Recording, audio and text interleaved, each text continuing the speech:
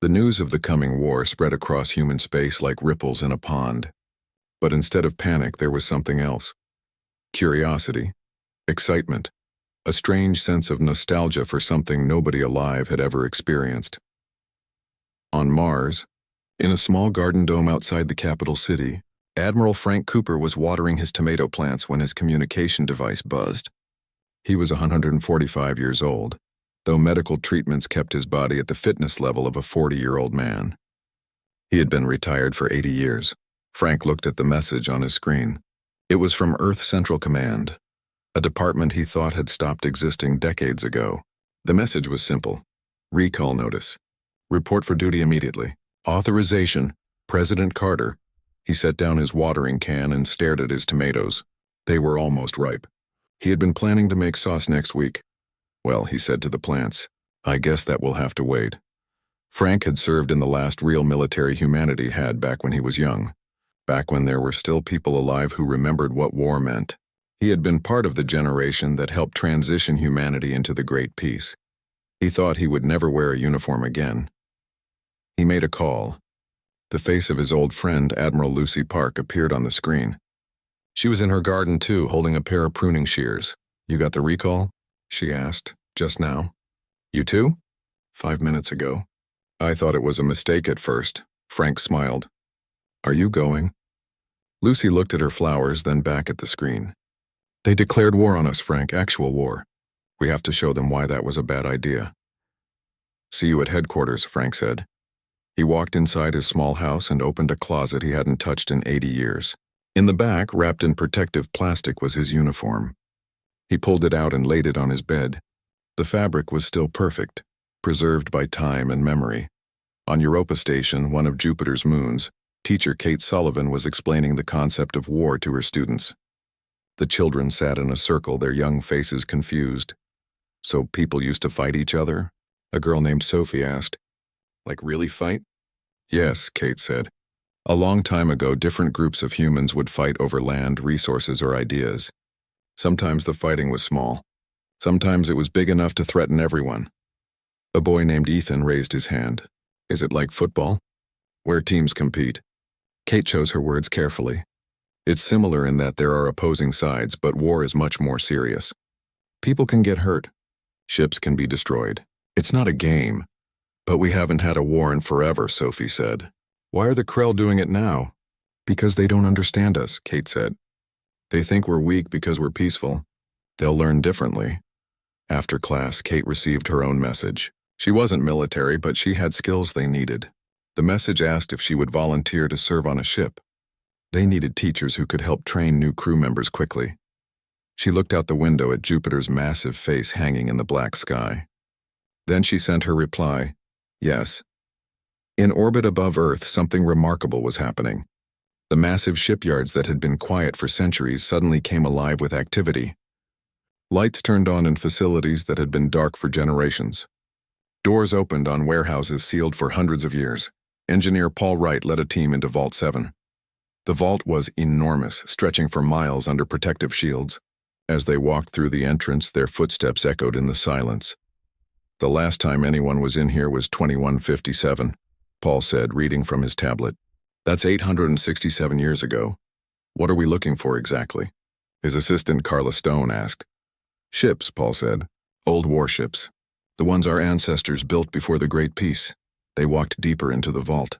Emergency lights flickered on automatically, sensing their presence. And then they saw them, ships, hundreds of ships. Massive warships that seemed to fill the entire vault with their presence.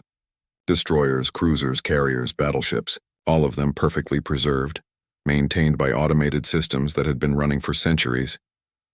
My God, Carla whispered. They're beautiful. Paul approached the nearest ship, a destroyer called the Valiant. He placed his hand on its hull. The metal was cold but somehow felt alive, like a sleeping giant waiting to wake up. Run diagnostics, he ordered his team. Check every system. Power, weapons, shields, engines, everything. The team worked for hours.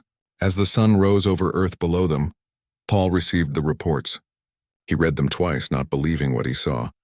They're all operational, he said. Every single ship. Everything works, and how is that possible? Carla asked. These ships are almost 1,000 years old.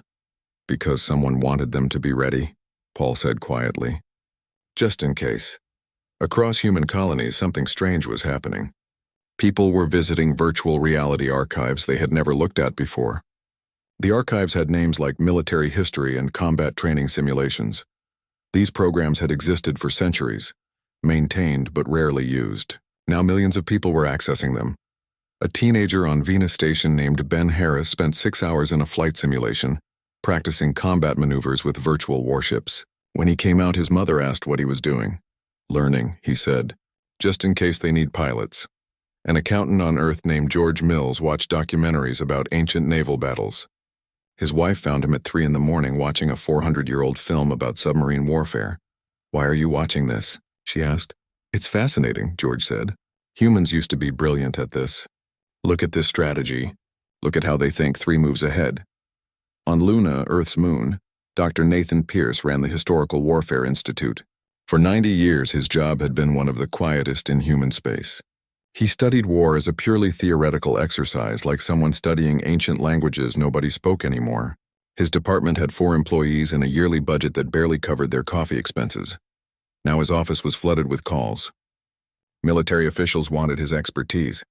Colony governors wanted his advice. Even President Carter herself called him. Dr. Pierce, she said through the video call, I need you to do something important. Anything, Madam President. I need you to teach humanity how to fight again. Nathan looked at the stacks of old books and data files in his office. Books about strategy, tactics, logistics, command structure, things nobody thought they'd ever need. I have 6 months, he asked. 6 months, Helen confirmed. We can do it, Nathan said. War is like riding a bicycle. You never really forget. He organized the largest crash course in military training that humanity had ever attempted. Every day, thousands of volunteers attended his lectures. He taught them everything: how to read battle formations, how to coordinate fleet movements, how to think like a soldier, sailor, or pilot.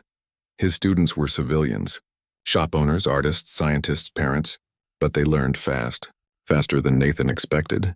It was like the knowledge was sleeping in their DNA, waiting to wake up. Meanwhile, far across the galaxy, the Krell watched humanity's preparations with growing confusion. Their spy satellites and monitoring stations sent back strange reports. The humans are activating ancient warships, one intelligence officer reported to Supreme Leader Caxthor. Ships that should not even function anymore. How many ships? Caxthor asked. Hundreds, maybe thousands. And they're recruiting civilians into their fleet. Civilians? Caxthor laughed. They're giving weapons to people who have never fought. This will be easier than we thought. But not everyone in the Krell command was confident. War leader Vexthor, the most experienced military commander in the Dominion, studied the human preparations carefully. Something is wrong, he said to his officers. Look at how they move. Look at how they organize. These are not the actions of a species that forgot how to fight. These are the actions of a species that chose to stop fighting. What's the difference?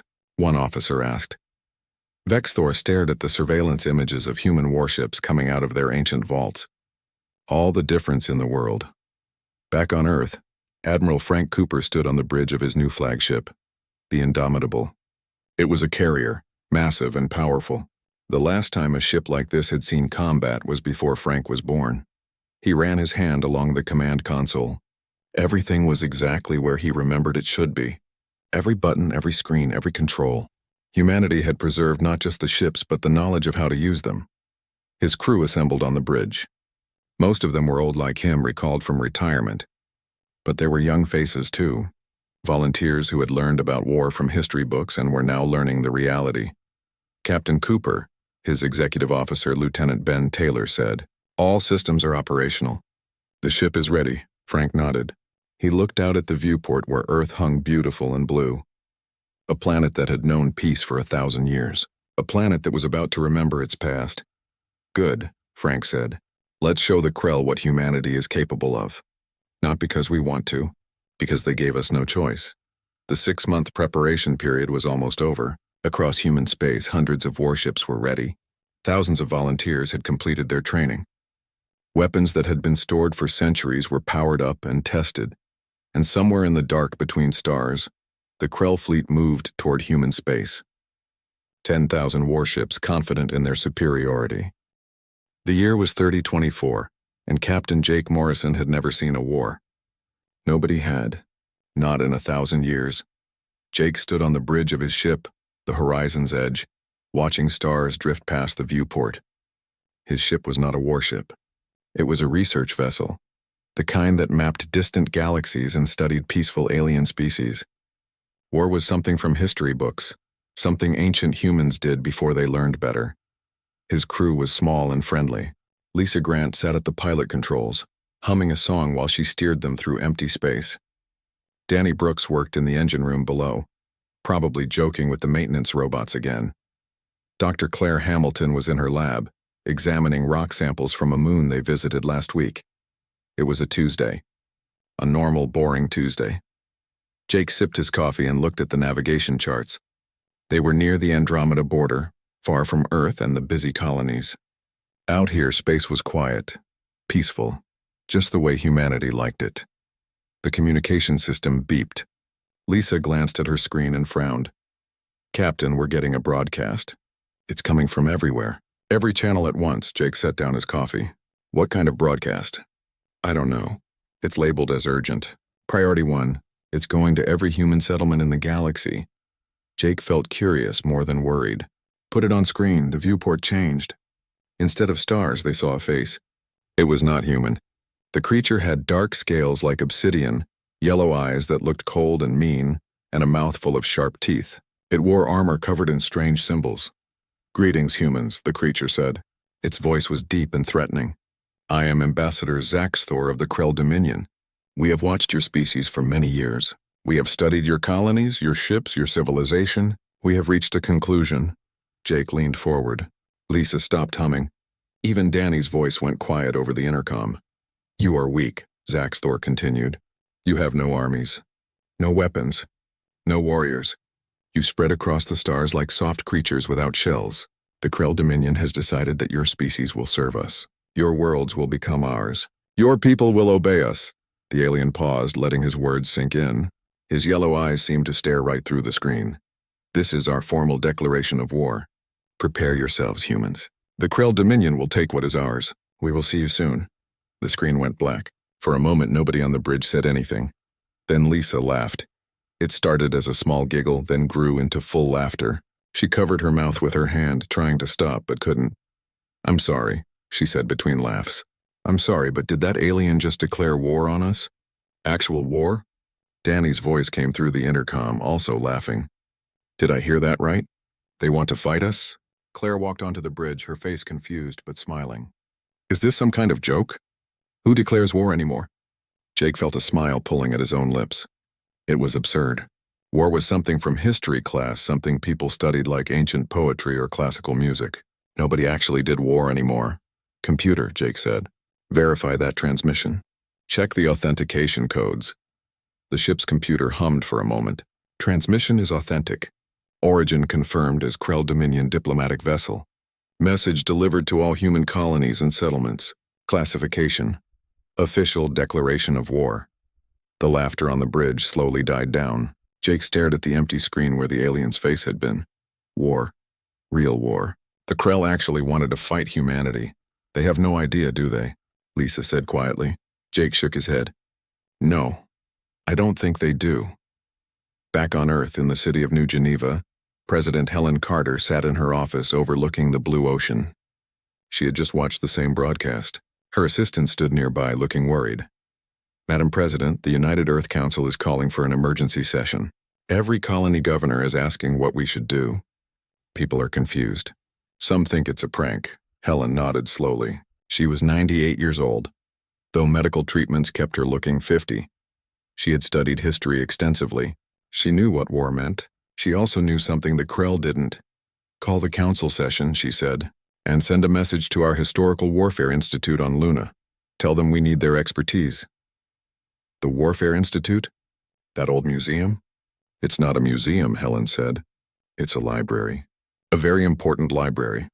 2 hours later, the United Earth Council met. Every representative from every human colony appeared on the massive screen that wrapped around the council chamber. Billions of people across human space watched the live broadcast. Chairman Victor Hayes, a stern man with gray hair, spoke first. We have all seen the Krell Declaration. This is unprecedented in modern human history. Madam President, what is your recommendation? Helen stood at the podium. She looked calm, almost amused. I recommend we accept their declaration, she said. The chamber erupted in confused chatter. Victor raised his hand for silence. Accept it? One representative asked. You mean surrender? No, Helen said. I mean accept the declaration of war. They want a war, we'll give them one. But we should do it properly. I suggest we schedule it for 6 months from now. That gives both sides time to prepare. More confused chatter filled the chamber. Finally, a young representative from Mars spoke up. Schedule a war? Like scheduling a business meeting? Exactly, Helen said. If they want war, we should be organized about it. It's only polite. The vote took 10 minutes. Every single representative voted yes. Humanity would accept the Krell Declaration and schedule the war. Helen personally recorded the response message. She thanked the Krell for their declaration, confirmed that humanity received it, and asked if 6 months was enough time for them to prepare. She also asked what rules they preferred to follow. The message was sent across space to the Krell Dominion. On the Krell homeworld, Supreme Leader Caxthor watched the human response with his military council. They sat in a dark chamber, their scales gleaming in the dim light. They want to schedule it? One war leader asked. What kind of response is this? They're cowards, another said. They're trying to delay. They hope we'll change our minds. Caxthor stared at the human president's face frozen on the screen. Something about her smile bothered him. It wasn't the smile of someone afraid. It was the smile of someone who knew a secret. Send confirmation, Caxthor ordered. 6 months is acceptable. Tell them we will bring 12,000 warships. Tell them we will start with their smaller colonies and work our way to Earth. The message was sent. The war was officially scheduled. Back on the horizon's edge, Jake and his crew received new orders. Return to Earth, report to the nearest military station for reassignment. Military station? Danny said over the intercom. I didn't know we still had those. We do, Jake said quietly. We've always had them. We just haven't needed them. Lisa set the course for Earth. As the ship turned toward home, she glanced at Jake. Captain, why were you smiling earlier, when the alien declared war? Jake looked at the stars rushing past. Because I remembered something from history class. Something about humanity and war. What's that? We didn't stop having wars because we were bad at them, Jake said. We stopped because we were too good at them. Lisa thought about that as they flew toward Earth. Behind them, the Krell fleet began gathering for the war they thought they would easily win. Ahead of them, humanity began remembering things they had tried very hard to forget. The 6-month countdown had begun. The Krell came back. This time, they came in force, attacking 12 human colonies at the same time. They brought their best commanders, their strongest fleets, their most powerful weapons. They were determined to prove that the defeat at New Boston was just luck. They lost every single battle.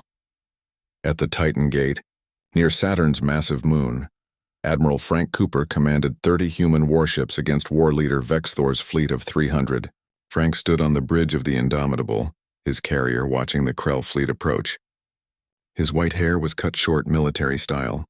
His uniform was crisp and clean. At 145 years old, he looked like someone who had been waiting for this moment. Admiral, his tactical officer, Lieutenant Ben Taylor, said, They're moving into attack formation. Same pattern they used at the Battle of Proxima, according to historical records. Frank nodded. The Battle of Proxima had been fought 380 years ago between the Krell and another alien species. The Krell had won that battle using a hammer and anvil strategy. They would pin the enemy in place, then crush them with overwhelming force. It was a good strategy. Humanity had used similar tactics during their ancient Earth wars. They had also developed 17 different ways to counter it. Execute Maneuver Hannibal 7, Frank ordered calmly. His ships moved into a formation that looked weak and exposed. To Vexthor, watching from his command ship, it appeared the humans were making a critical mistake. They were spreading their forces too thin, leaving gaps in their defense. They're giving us an opening, Vexthor's second-in-command said. We can break through their center. But Vexthor had studied human history. He knew about Hannibal, an ancient Earth general who had used this exact tactic 4,000 years ago at a place called Canny. Make your center look weak, draw the enemy in, then close around them like jaws. It's a trap, Vexthor said. They want us to attack their center. Then what do we do? Vexthor thought hard. He could go around the center, attack the flanks. But the humans would have planned for that too. Every option he considered, he realized the humans had probably already anticipated. We attack anyway, Vexthor decided. But carefully. Be ready to retreat at any moment. The Krell fleet moved forward. The battle began. And just as Vexthor feared, the human center was not weak at all. The moment his ships committed to the attack, the human flanks collapsed inward. Krell ships found themselves surrounded, taking fire from all directions. Frank watched the battle unfold exactly as he had planned. His ships moved with precision, each captain knowing their role. The Indomitable launched its fighter craft, small fast ships that darted between the larger vessels like angry wasps. The fighters were piloted by volunteers who had learned combat flying in 6 months of intensive training. Target their flagship, Frank ordered, but don't destroy it. I want to talk to their commander. The human fleet focused fire on Vexthor's command ship. The Krell shields held for a few moments, then collapsed under sustained attack. Weapon systems failed. Engine power dropped. The ship was crippled but intact. Frank opened a communication channel. Vexthor's face appeared on his screen. The Krell war leader looked tired and defeated. You fought well, Frank said respectfully. Better than the others. You knew it was a trap. But I couldn't avoid it, Vexthor said. Every move I considered you had already planned for. How? Because humans have been fighting each other for thousands of years, Frank explained. Every strategy you know we invented. Or we fought against. Or we improved. War is something we studied the way your people might study art or music. Why did you stop then? Vexthor asked. If you were so good at it? Frank was quiet for a moment. Because being good at something doesn't mean you should keep doing it. We realized war was destroying us, so we chose peace. Not because we couldn't fight, because we didn't want to anymore. The battle ended. 240 Krell ships were destroyed or disabled. Vexthor's command ship was captured. The 30 human vessels remained operational, with minor damage to 3 of them. Similar stories played out at the other 11 battlefields. Human commanders used tactics from their historical archives. The Siege of Petersburg, the Battle of Midway, the invasion of Normandy. Ancient names from ancient wars, but the strategies still worked. At Colony Hope, Captain Danny Brooks defended against 400 Krell ships with just 8 human vessels. He used a strategy from submarine warfare, making his ships look like easy targets while secretly positioning them for perfect attacks. The Krell fell for it. 200 ships destroyed in 20 minutes. At New Terra, Commander Kate Sullivan commanded a defense fleet of 15 ships against 600 Krell warships. She had been a teacher 3 months ago. Now she executed a defensive formation so perfect that military historians watching the battle started writing papers about it in real time. After 2 weeks of continuous fighting, the Krell had lost 40% of their entire military. Millions of Krell soldiers were dead. Thousands of ships were destroyed, and they had not taken a single human colony. Supreme Leader Caxthor sat in his command chamber staring at the reports. His war leaders stood silently around him. Nobody wanted to speak first. Finally, Caxthor broke the silence. How is this possible? We have conquered 100 worlds. We have defeated species with technology superior to our own. How are we losing to these humans? War leader Vexthor, now freed in a prisoner exchange, stepped forward. Because we thought peace made them weak. We were wrong. Their peace was a choice, not a weakness, and now we have reminded them of what they can do. Then we surrender? Caxthor asked, his voice bitter. No, Vexthor said. You still have one option. The Planet Killer. The Planet Killer was the Krell's ultimate weapon, a massive device powered by a dying star, capable of destroying an entire planet by cracking its core. It was a weapon of last resort, something the Krell only used when facing extinction. Use it on New Boston, Caxthor ordered, the colony where we suffered our first defeat. Destroy it completely. Show the humans we can take everything from them. Some war leaders objected. Using the Planet Killer was extreme.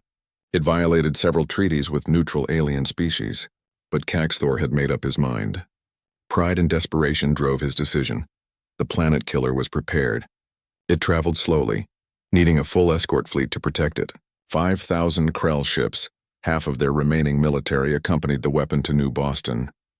On Earth, President Helen Carter received intelligence reports about the planet killer. She immediately called Admiral Frank Cooper. Frank, they're bringing their planet destruction weapon to New Boston. Can you stop it? Frank looked at the tactical displays. I can get there with our full fleet. 800 ships. But Helen, if we fail, they'll destroy the colony. 40,000 people. We've already started evacuating, Helen said. But there's not enough time to get everyone out. You need to stop that weapon, Frank. I will, Frank promised. But I have an idea. It's risky and it might sound crazy. Tell me, Frank explained his plan. When he finished, Helen was quiet for a long moment. You want to challenge them to single combat? Like ancient warriors? The Krell have honor codes, Frank said. Very rigid ones. If I challenge their supreme leader to ship-against-ship combat, with the war's outcome dependent on the result, they have to accept. And if you lose? Then humanity surrenders. But I won't lose. Helen trusted Frank, she always had. Do it. And Frank, come home safe. The human fleet assembled near New Boston, 800 warships representing everything humanity had recovered and rebuilt in 6 months. It was the largest human military fleet in 1,000 years. The Krell fleet arrived with the planet killer at its center. The weapon was enormous, dwarfing even the largest warships. Its power core glowed with the light of a dying star, barely contained by ancient technology. Frank broadcast on all channels, his message reaching both fleets and going live to every human and Krell settlement. Supreme Leader Caxthor, I am Admiral Frank Cooper of the Human Defense Fleet. I see you have brought your ultimate weapon. I also see you have brought 5,000 warships. You clearly take us seriously now. On his command ship, Caxthor bristled at Frank's tone. You are surrounded, human. Surrender now or we will destroy your colony. I have a better idea, Frank said.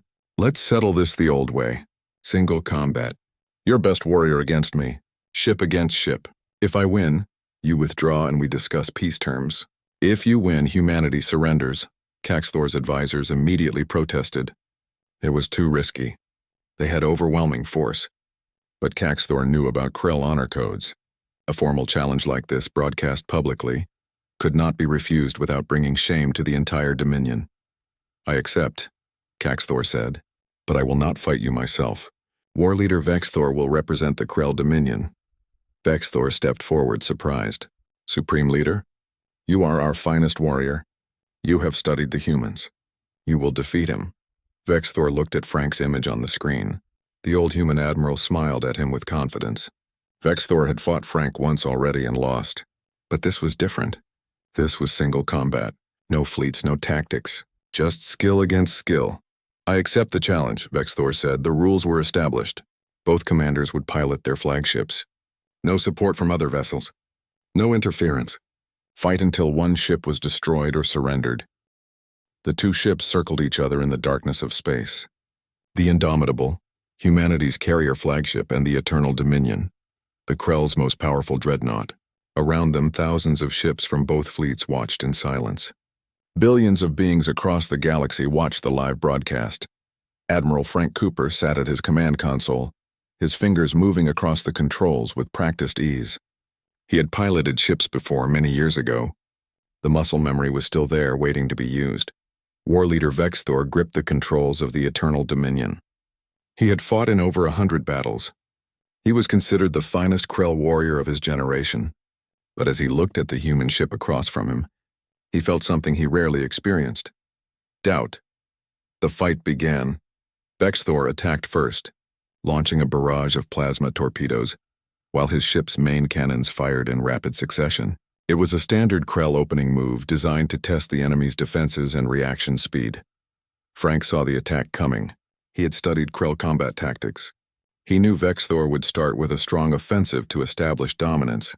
The Indomitable rolled to the side, its maneuvering thrusters firing in precise bursts. The torpedoes passed harmlessly by. Frank counterattacked not with weapons but with movement. The Indomitable accelerated directly at the Eternal Dominion, closing the distance rapidly. Vexthor fired again, but at such close range his weapons needed time to track and aim. Frank was already past him, the Indomitable's engines burning bright as it circled around. He's trying to get behind me, Vexthor muttered. He turned his ship hard, trying to keep Frank in front of his weapons. But the human ship was faster, more agile. It moved like a fighter craft despite being a massive carrier. Frank launched his fighter wings. Small ships poured out of the Indomitable's hangar bays, swarming toward the Eternal Dominion. Vexthor's defensive weapons shot them down, but they were a distraction. While Vexthor focused on the fighters, Frank positioned the Indomitable for a perfect shot. The carrier's main guns fired. The shots hit the Eternal Dominion shields at their weakest point, where the power distribution was thinnest. It was a target no sensor could detect, only something someone would know from studying Krell ship design extensively. The shields flickered but held. Vexthor cursed and redirected power to reinforce that section, but doing so weakened another area. Frank seemed to know this would happen. His next shots hit the newly weakened section. The battle continued like this for an hour. Vexthor would make a move, Frank would counter it. Frank would attack, Vexthor would defend. Both commanders were brilliant, both ships were powerful. But slowly, gradually, Frank was winning. Vexthor realized what was happening. Frank was not fighting a Krell battle. He was fighting a human battle, using tactics from humanity's own history. The way he positioned his ship reminded Vexthor of ancient naval warfare he had read about.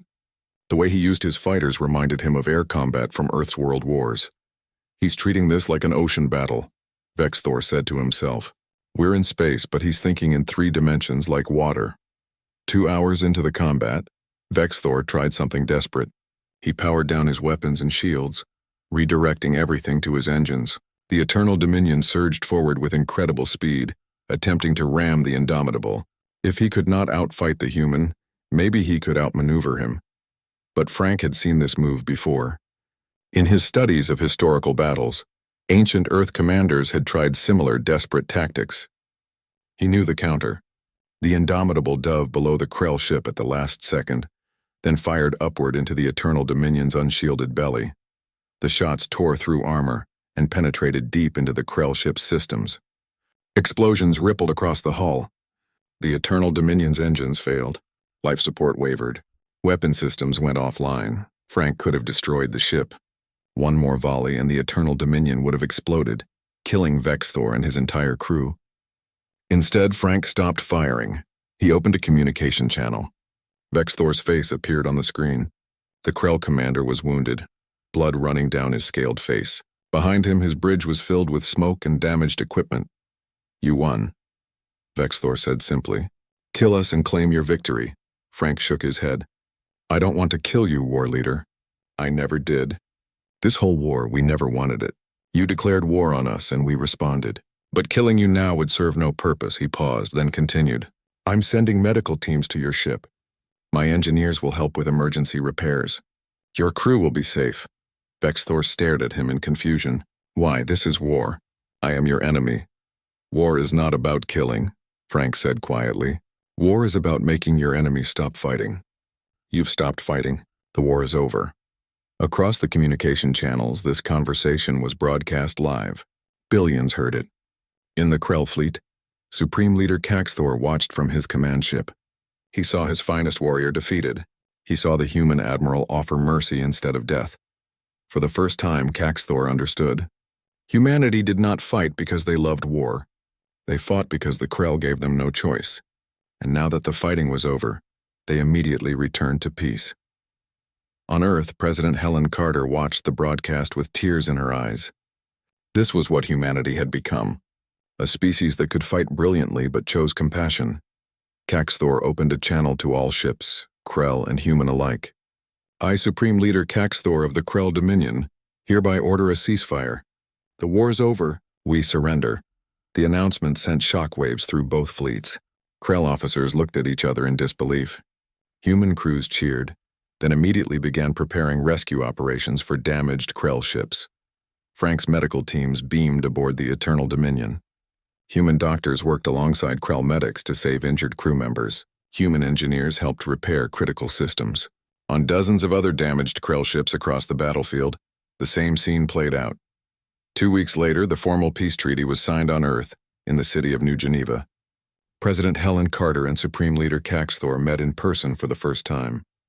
The ceremony was broadcast across the galaxy. The treaty terms were generous. No reparations demanded. No territory seized. No punishment for starting the war. Just peace and an agreement to open diplomatic relations. Why? Caxthor asked Helen privately, away from the cameras. We attacked you. We tried to conquer you. We used a planet-destroying weapon. Why show us mercy? Helen smiled. Because 1,000 years ago, humanity learned something important. Revenge and punishment do not bring lasting peace. Only understanding and forgiveness do that. We could have destroyed the Krell Dominion, but then we would just create another enemy who would seek revenge someday. Better to make a friend. Caxthor was silent for a long moment. We thought you were weak because you were peaceful. And now? Helen asked. Now I understand.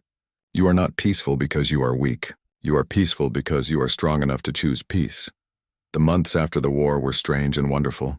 The Krell, impressed by humanity's military abilities and ashamed of their own misconceptions, requested permission to send officers to study at human military academies, not to learn how to fight better, but to learn what humanity had learned about when not to fight. Krell warriors sat in classrooms on Luna, listening to Dr. Nathan Pierce lecture about conflict resolution, diplomatic negotiation, and the true cost of war. They studied human history, not just the battles but the peace treaties, the reconciliations, the times when humans chose to stop fighting. Other alien species took notice. The Vryn Collective, the Altair Federation, the Sirius Union, all of them had watched the war. All of them had seen what humanity was capable of. And all of them were impressed not by humanity's weapons but by their restraint. Diplomatic requests flooded Earth. Species that had never contacted humans before wanted to open relations. Some wanted trade agreements, some wanted defense pacts, some simply wanted to understand how a species could be so good at war, yet so committed to peace. Captain Jake Morrison returned to his research vessel, the Horizon's Edge. His crew, Lisa, Danny, and Claire, resumed their peaceful work mapping stars and studying alien cultures. But now, when they encountered new species, those species treated them with a new kind of respect. Admiral Frank Cooper retired again, returning to his garden on Mars. His tomatoes had survived his absence, tended by a neighbor. He spent his days in peaceful contemplation, wearing civilian clothes, enjoying the quiet life he had fought to preserve. Kate Sullivan returned to teaching on Europa Station. Her students asked questions about the war, and she answered honestly. Yes, humanity had fought. Yes, they had been very good at it. But the important lesson was not how to fight. The important lesson was knowing when to stop.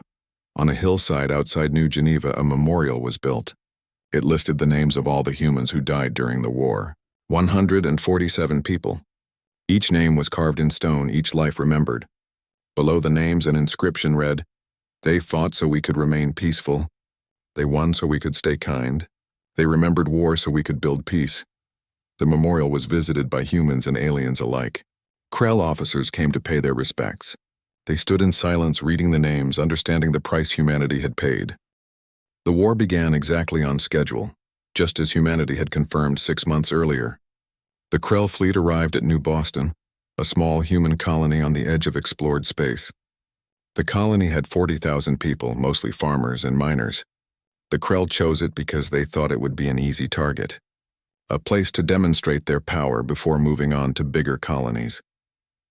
Commander Ryan Bell stood on the bridge of his ship, the Defiant, watching the Krell fleet emerge from faster-than-light travel. His hands were steady on the command console. Behind him, his crew worked quietly at their stations. They had trained for 6 months. Before that, most of them had been living normal, peaceful lives. Ryan had been a cargo ship pilot before the recall. He transported supplies between colonies, listening to music while his ship's autopilot did most of the work.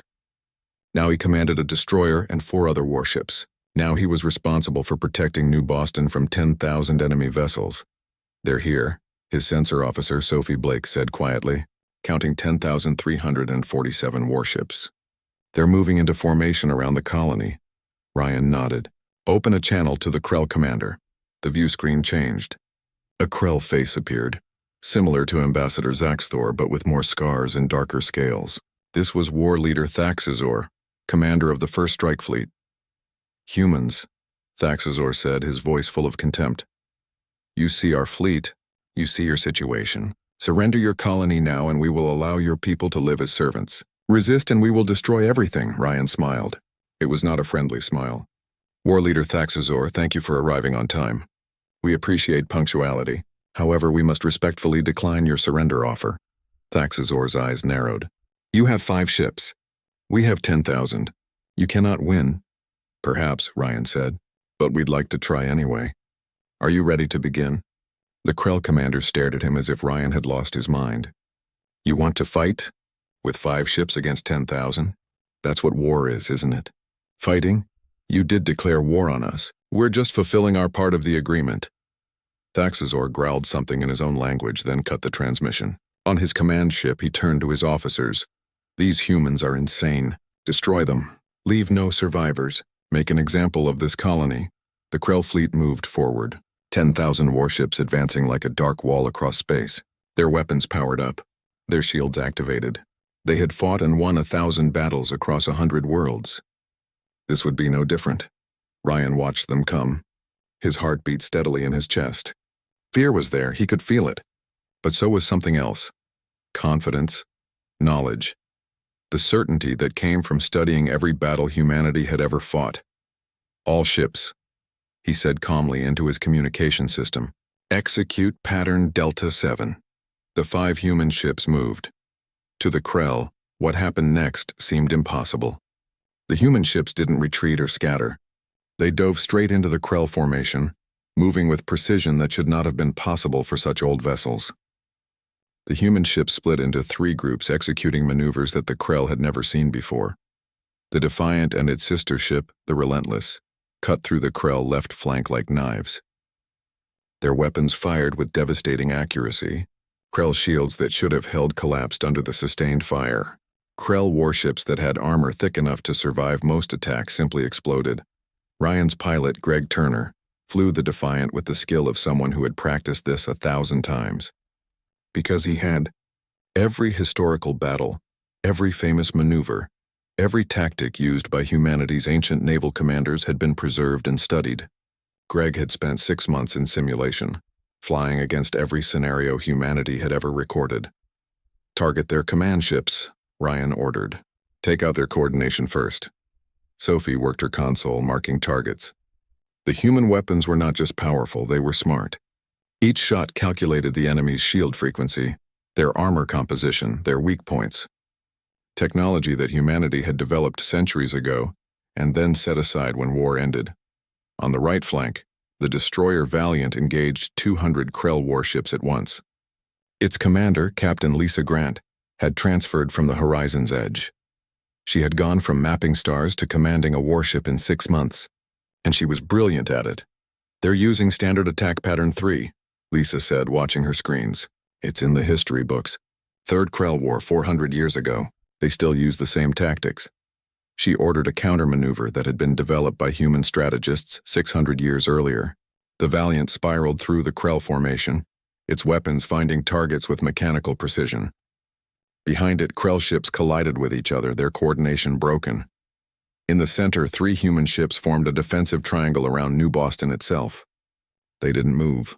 They just stayed in position, their weapons creating a wall of fire that no Krell ship could pass through. War leader Thaxazor watched from his command ship in growing horror. 3 minutes into the battle, his fleet had lost 800 ships. 800 ships destroyed in 3 minutes. His officers shouted reports at him, their voices rising in panic. The human weapons are cutting through our shields.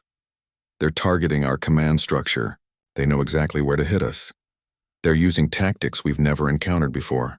Thaxazor tried to rally his forces. He ordered pattern changes, new formations, different attack strategies, but every move he made, the humans countered. It was like fighting an enemy who knew what he would do before he did it. Because they did know. Every strategy the Krell used, humanity had fought against before. Not against the Krell specifically, but against themselves.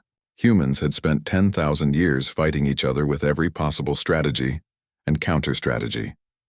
The Krell tactics, proven across hundreds of alien conquests, were simple compared to the complexity of human warfare history. The battle lasted 40 minutes. When it ended, 8,000 Krell warships were destroyed or so damaged they could not fight. Pieces of metal and debris filled the space around New Boston. Emergency beacons from Krell life pods created a chorus of distress signals. The 5 human ships remained, barely damaged. New Boston suffered minor damage to its outer shields, but nothing serious. Human casualties numbered 12 people, all injuries, no deaths. Ryan opened a channel to the surviving Krell ships. Thaxor's face appeared on the screen. The war leader looked shocked, defeated. Behind him, his bridge was filled with smoke and sparking equipment. War leader, Ryan said respectfully, would you like to schedule a rematch?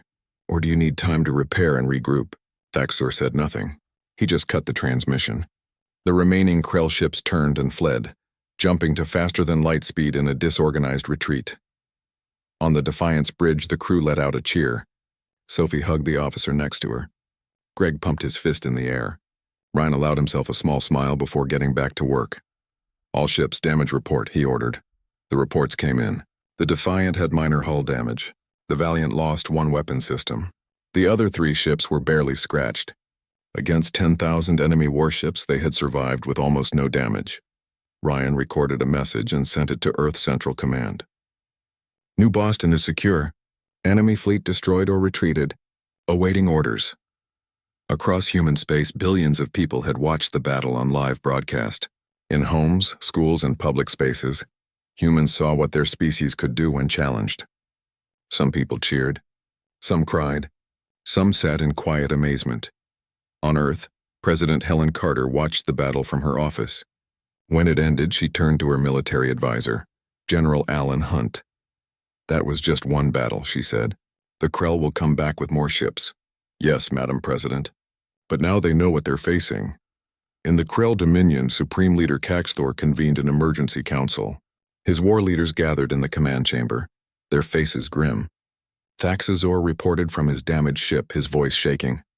The humans are not what we expected, Thaxazor said.